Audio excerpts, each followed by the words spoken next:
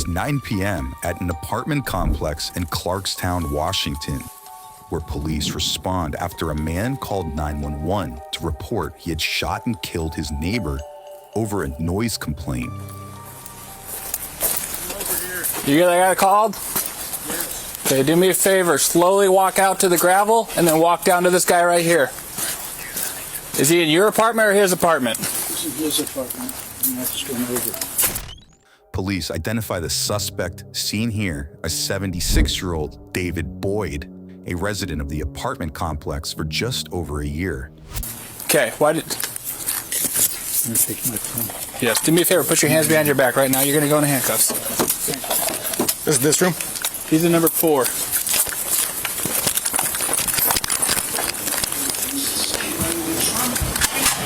Police, anybody else in here, make yourself known. Please make yourself known. In turn, the enduring power of music will Clear.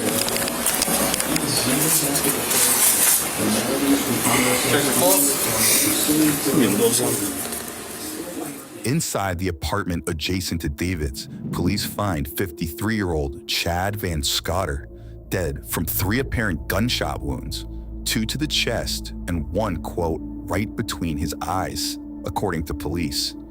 Next, David is escorted to a patrol car where initial investigators begin questioning. Is this him?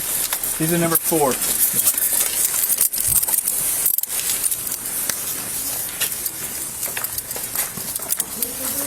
Okay, let's go this way.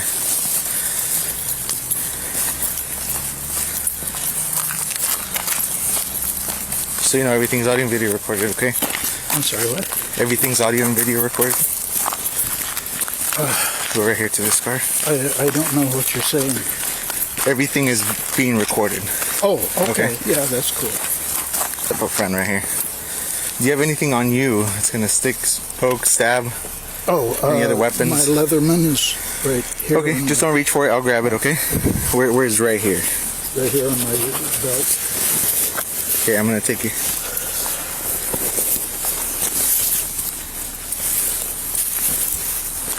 This right here? Yes. I'm gonna take that out, okay? Okay. All right. Yeah, it's cool. Any other weapons on you? No.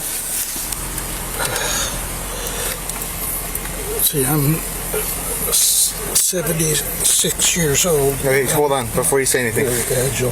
Just put your. You need help getting in there? I can't. So scoot back and then slide your feet in for me.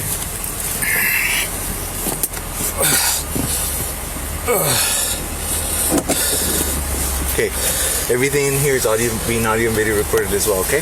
Okay. Alright, I'm gonna read you something, okay? Alright.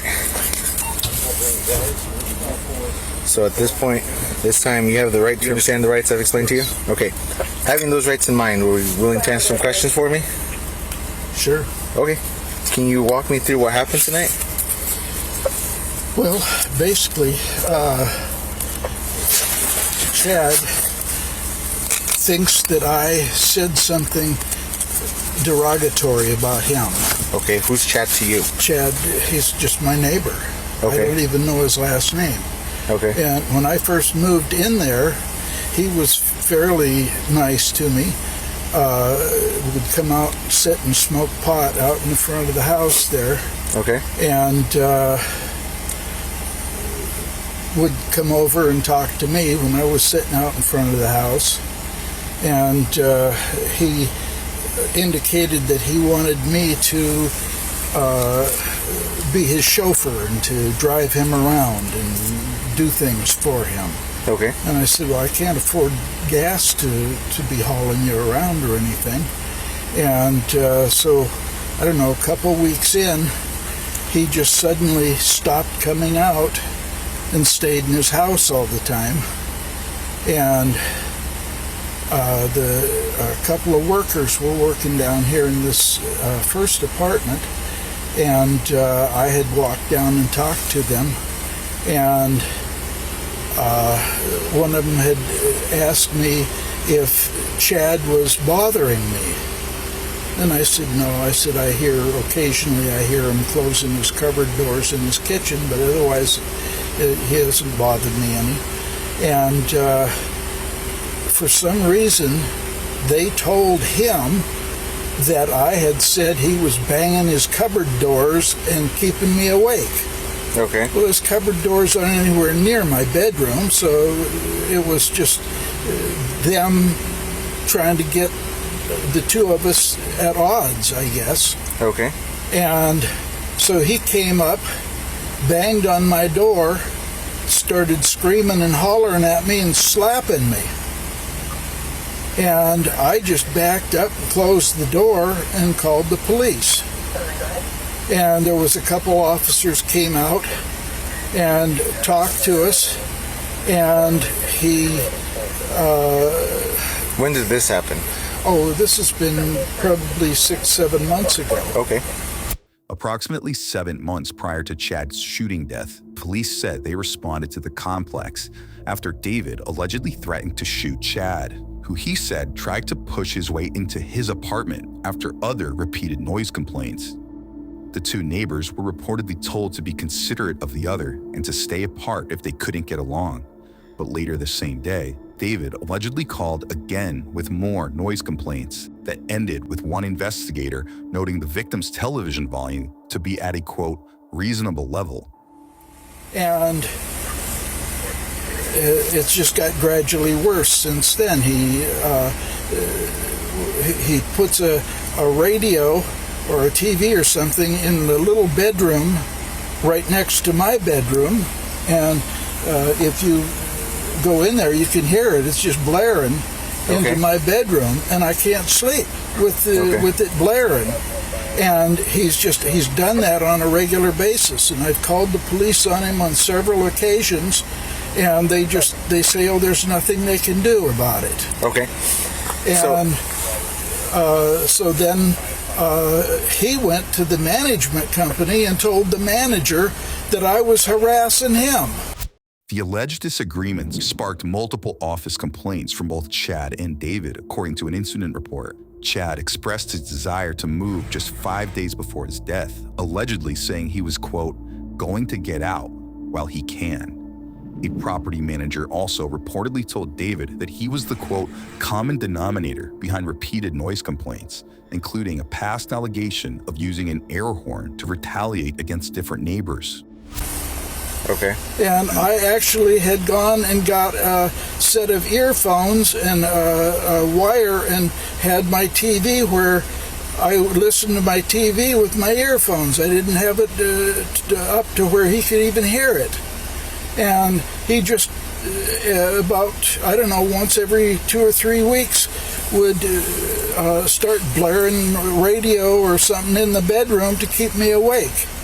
In the last couple of months, I've been sleeping in the little bedroom on a cot because I can't sleep in there with that radio blaring all the time. Okay, so what happened tonight? For some reason, he put a radio in his kitchen. Okay. And just had it blaring.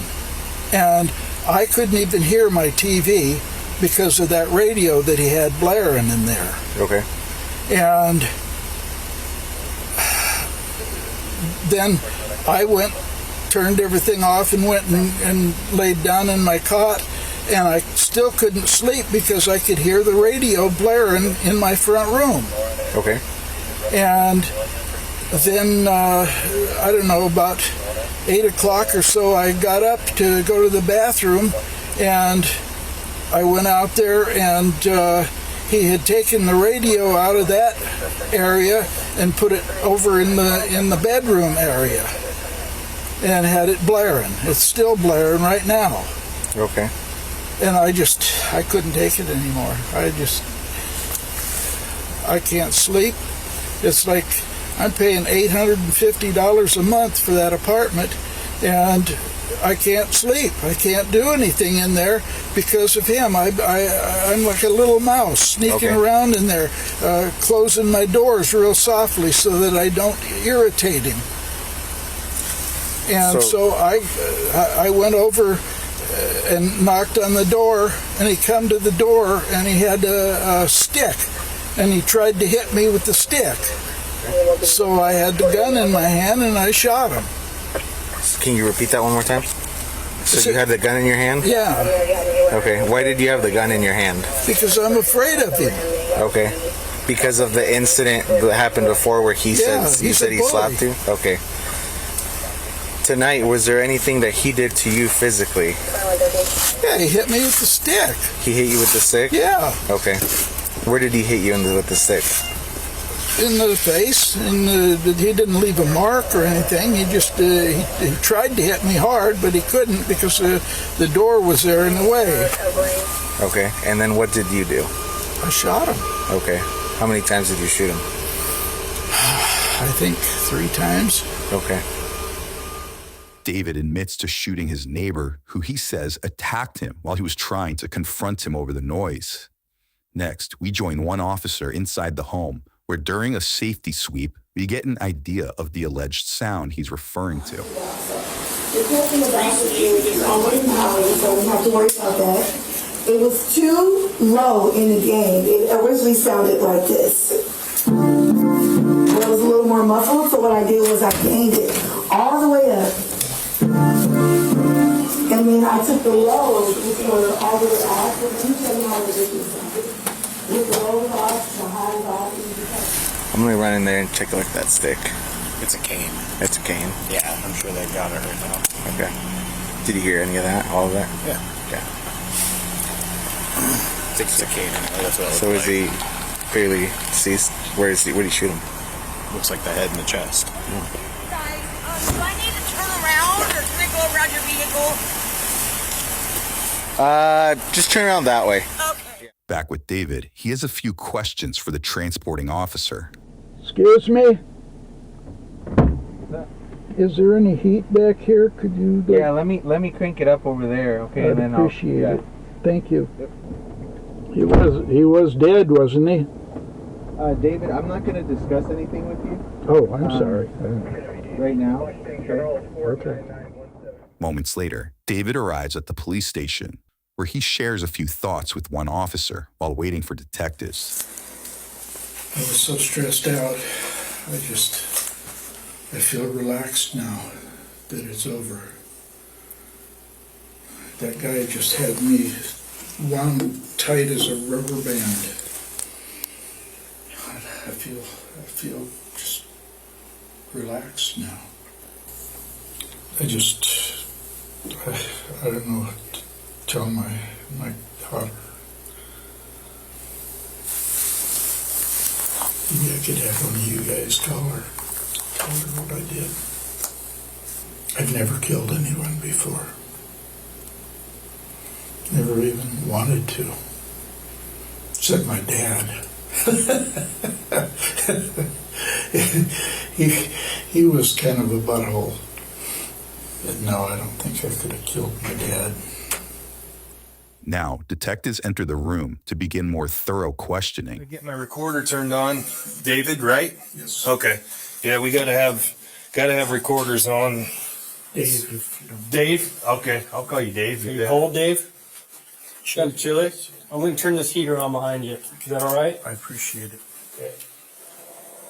Can you start by walking me through tonight's events? About 1 o'clock or so, Chad came home and come in and he put a radio right against the wall adjacent to my front room. Okay. And turned the volume up full blast. I have a cord that runs from my TV to earphones, and so that I don't, because I'm kind of hard of hearing, I don't want to bother other people with my sound. And this radio he put there was so loud through the wall that I could just barely hear my TV on the earphones. Okay.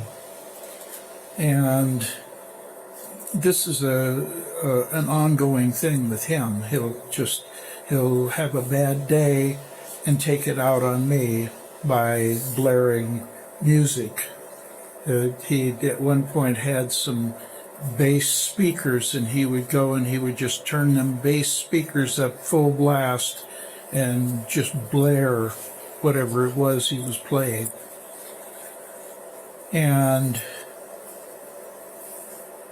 so I finished the show that I was watching and went in the little bedroom. See, I've got two bedrooms there, the big bedroom and the little bedroom. The little bedroom is over in the corner. Mm-hmm. And because he's been blaring that in my bedroom, I've been sleeping on a cot in that little bedroom. So I went in there, got undressed, and got in the cot. And I still couldn't sleep because I could hear that music, even with the doors shut. I could hear that, I think it was a radio, had like, I don't know what he was playing. It was, let's see, it had, what is that show, where they had the guy with the train track, and it was a kid's show. Mr. Rogers. Mr. Rogers. He had that on. Okay. And of course, the sound carried through, and I couldn't sleep. And About what time was this? Did you? About 5:30, I guess, I finally went and laid down. I was just getting to where I was thinking I might be able to nod off, and he turned the radio off. And then he took it and he put it in the little bedroom adjacent to my big bedroom and turned it up full blast again. So now it's closer to where I'm trying to sleep. Okay. And I'm just totally stressed out from him doing this to me on a regular basis. I mean, it's been several months, and he goes in spurts. And pretty soon I think everything's okay, and I'll be able to go in and go and sleep in my bedroom, and then all of a sudden he'll start blaring music or the radio or whatever in there to keep me wound up. Okay. And he's a bully. He just, you remember when you came out before, he had pounded on my door, opened my door, and he stood there and slapped me 2 or 3 times and started screaming at me and spitting on me. Mm-hmm. And you and the other officer that was with you said that there was nothing you could do. Mm-hmm. And so let's stay on track. And you said he's a bully, and so then what happened next?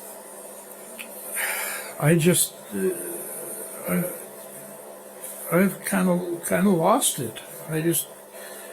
It's like, what am I going to do? I called the management company and talked to a girl there, and she said, she'd call him, and when she called him, he turned the music up, or the sound up, louder than it was before. And he's done this before, when I had called the police, and the police had come out, and after they'd leave, he'd turn the sound up louder than it was before. One witness later told police that David was allegedly overheard yelling at Chad, calling him names, and said that the victim complained about David's alleged ongoing harassment.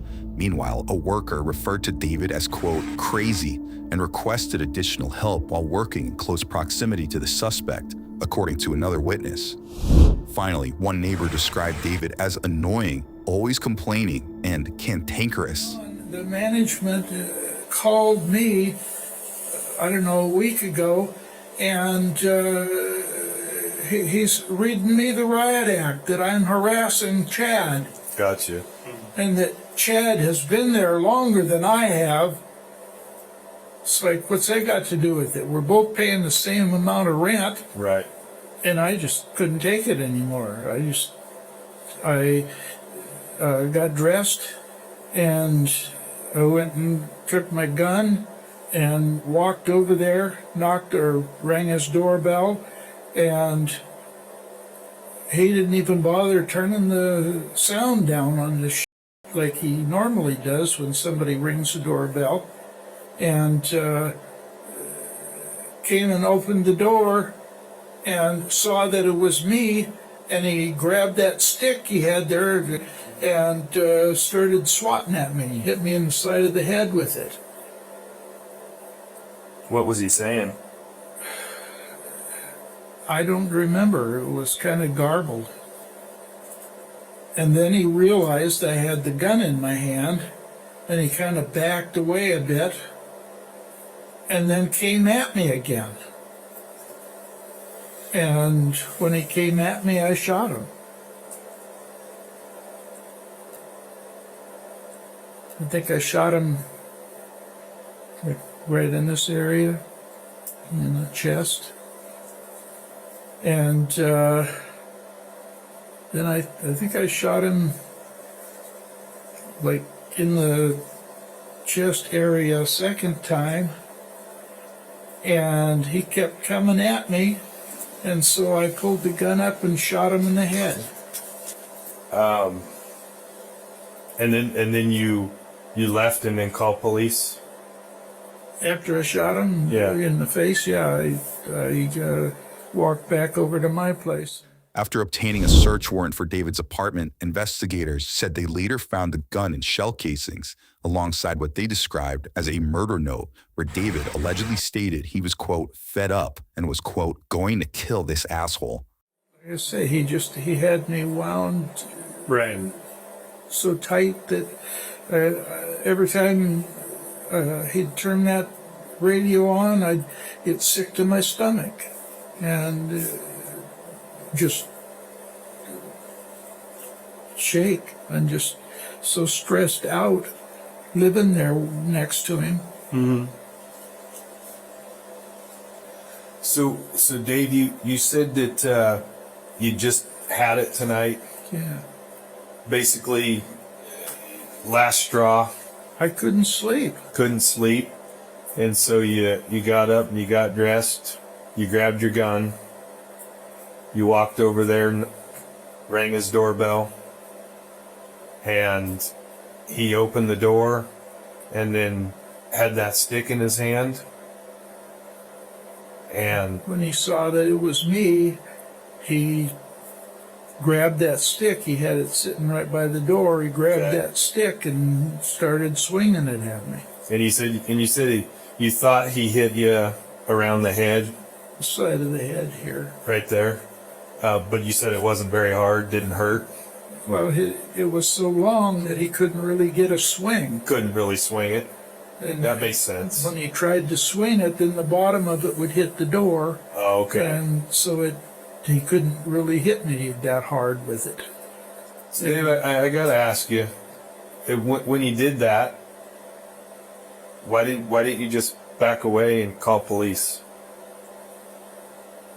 I've called the police over and over. Each situation, and each witness. Every time they say, "Oh, there's nothing we can do." Well, each situation is different, right? So why didn't you just back away at that point and call? I was the aggressor. I was the guy that was at his door. So what are the police going to do? They're going to arrest me for harassing him.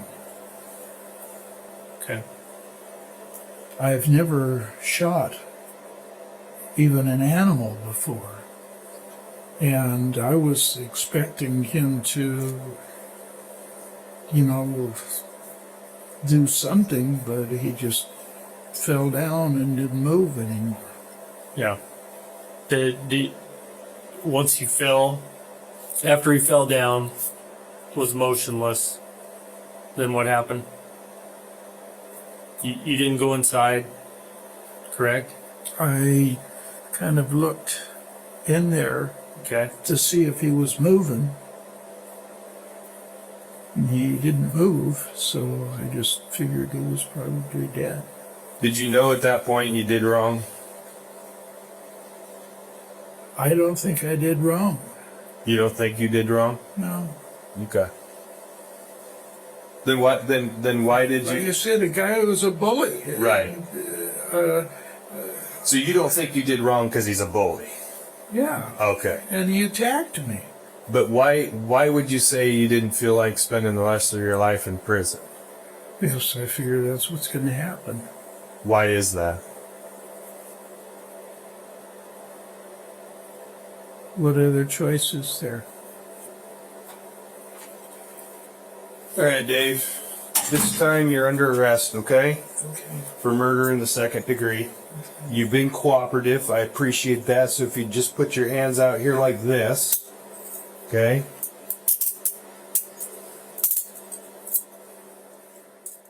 David initially faced a charge of first-degree murder, but after negotiating a deal, he ultimately pleaded guilty to second-degree murder with a firearm enhancement and unlawful possession of a gun. The now 78-year-old was sentenced to 23 years behind bars. Subscribe now for easier access to the latest from Law&Crime BodyCam